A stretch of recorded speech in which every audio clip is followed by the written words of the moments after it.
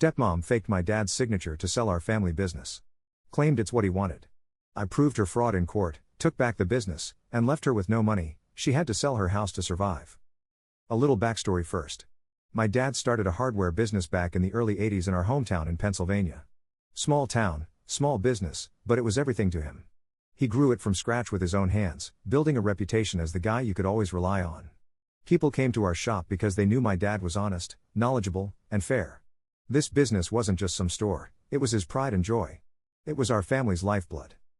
Growing up, I spent almost every weekend in that shop. Dad taught me everything he knew, from fixing a leaky faucet to the ins and outs of running a business. By the time I was old enough, I could run that place on my own. And when Mom passed away, it became even more important. Working with him, taking over some of his responsibilities, felt like my way of honoring her memory. Dad and I were a team. Then came Nancy. Nancy and Dad got married about 5 years after my mom passed. I wanted him to be happy, and for a while, it seemed like Nancy was good for him. She was always talking about stability and security, saying she loved what Dad had built. But as time went on, it became clear that Nancy and I didn't see eye to eye. She'd make these comments, small at first, about modernizing the store or making it look classier. Dad brushed her off, saying, "If it ain't broke, don't fix it." He knew what our customers liked, and I agreed with him. But Nancy kept bringing it up. As Dad got older, he started facing health problems. About a year before everything went down, he had a stroke. He survived, but it slowed him down a lot. He wasn't able to work the way he used to, and his energy was just different. Recovery was rough, but I was there, taking care of the shop, handling things he couldn't, visiting him in the hospital. Nancy was around, but she wasn't invested, if you know what I mean. It was like she was just going through the motions. She'd visit, but she'd spend most of her time talking about the future and what's best for everyone. She kept mentioning how selling the business might be better for Dad, given his condition. I shot her down every time. Dad would never sell. This was his legacy. Our family's pride. I promised him I'd take over if he couldn't, and he trusted me.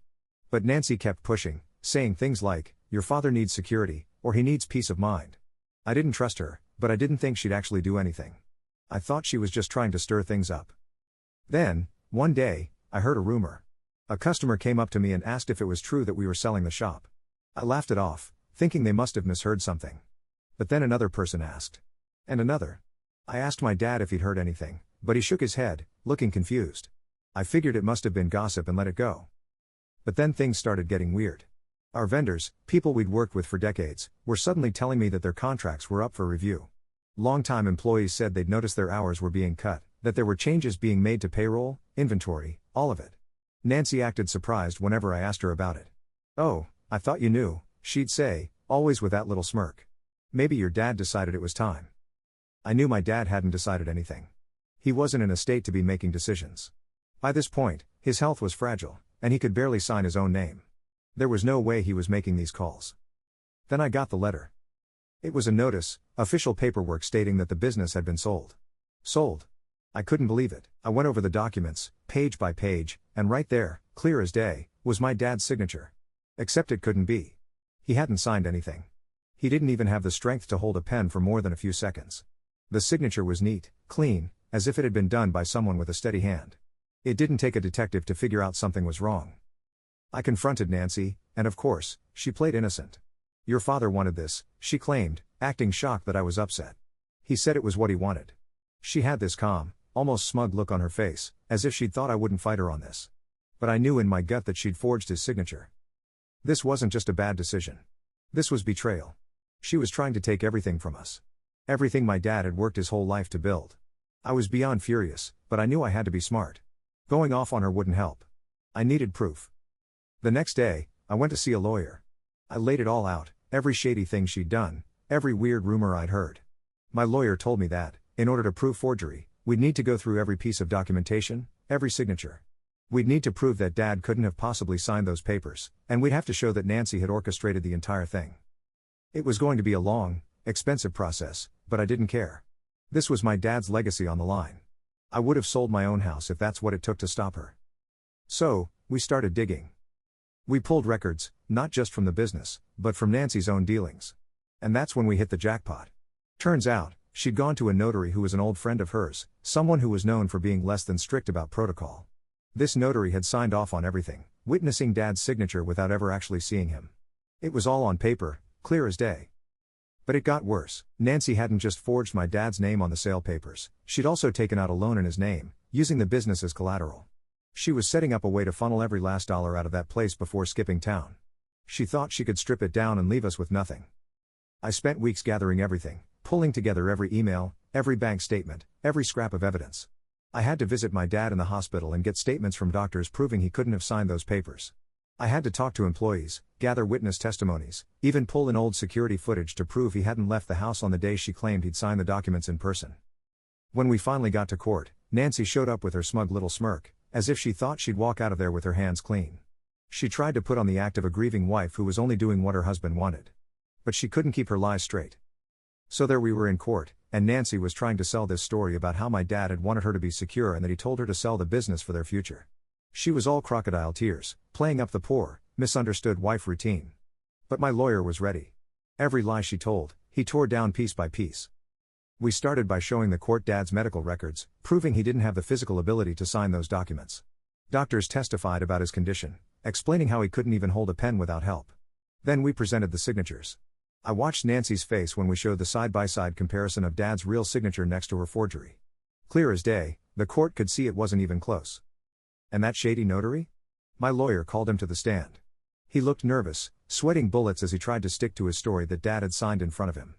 But my lawyer kept pressing, asking about the date, the exact time, and who else was present. The notary got tripped up, couldn't keep his facts straight, and eventually slipped, admitting he never saw my dad sign anything. Right there, he admitted he was just doing a favor for Nancy. The judge didn't look pleased. Next, we brought in our real bombshell, evidence of the loan she'd taken out in Dad's name. We had bank records showing the loan application, where she'd forged his signature again, and emails where she'd been talking to a realtor about selling the shop's property and cashing out. She had planned the whole thing, thinking no one would notice. By this point, Nancy was sweating, her confident mask cracking with every piece of evidence we threw at her. She tried to interrupt, to argue, but it was no use. Her lies were laid out for everyone to see, and everyone in that courtroom knew exactly what she'd tried to do. The judge took his time going over the evidence. He didn't look happy, especially as he went through each of her forged documents and bank statements. After a long pause, he finally looked up and gave his ruling. Nancy was guilty of fraud, forgery, and financial abuse. She was ordered to pay back every cent she'd taken from the business and to cover all legal fees. But that wasn't all. Since she couldn't pay back what she owed, the court ruled that her personal assets would be seized and sold, including her house, her car, everything. Nancy went pale. She tried to protest, saying it was unfair, that she was the victim here, but the judge wasn't having it. He shut her down, saying, "This business was your husband's legacy, and you tried to destroy it for your own gain." I'll never forget that moment. She had no choice but to accept the ruling. As for me, I got the business back. Every inch of it, every aisle, every product. It was back in the family, safe and secure. Nancy, on the other hand, was left with nothing. She had to sell her house, her fancy car, even some of her jewelry just to pay off her debts. She ended up moving out of town, probably too ashamed to show her face around people who now knew what she'd done. The best part? Some of the people she'd tried to impress with her classy ideas ended up hearing about the whole ordeal. No one wanted anything to do with her after that. Last I heard, she was renting a little apartment in a rundown neighborhood, working at some dead-end job, scraping by just to make ends meet. I still run the business, just like Dad wanted. Every time I walk through those doors, I think about how close I came to losing everything he worked for, and I feel a sense of peace knowing I honored his legacy. The store is still the heart of our town, just the way he would have wanted. So, yeah. Nancy thought she could waltz in and take everything my dad built. In the end, she was the one left with nothing. And that's what she deserved.